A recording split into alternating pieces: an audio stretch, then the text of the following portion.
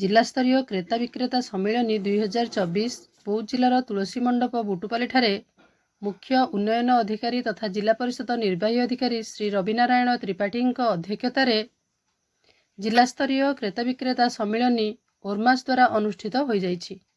उक्त सम्मिलनी रे भुवनेश्वर, कटक, फुलुबाणी, सोनपुर तथा बौद्ध जिलार विक्रेता माने अंशग्रहण करथिले।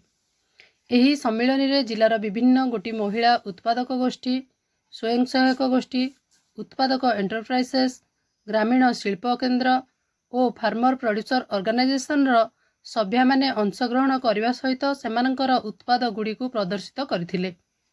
समस्त उत्पाद गुड़ी को बजार संयोगीकरण करने पाई लक्ष्य रखा जायथिला।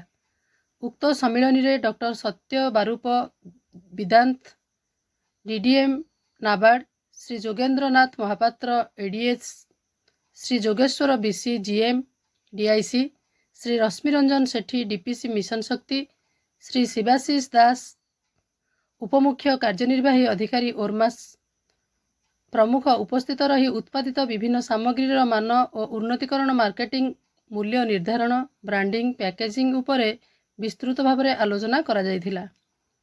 एही सम्मिलनी रे जिला ओरमासर श्री अजय कुमार मेहर जिला संयोजक और श्री दिलीप कुमार रथ सहकारी कार्यनिर्वाही सभा परिचालना करथिले। बौद्धरू बैद्यनाथ सामल सहित प्रताप कुमार महापात्र रिपोर्ट, मो जिला खबर।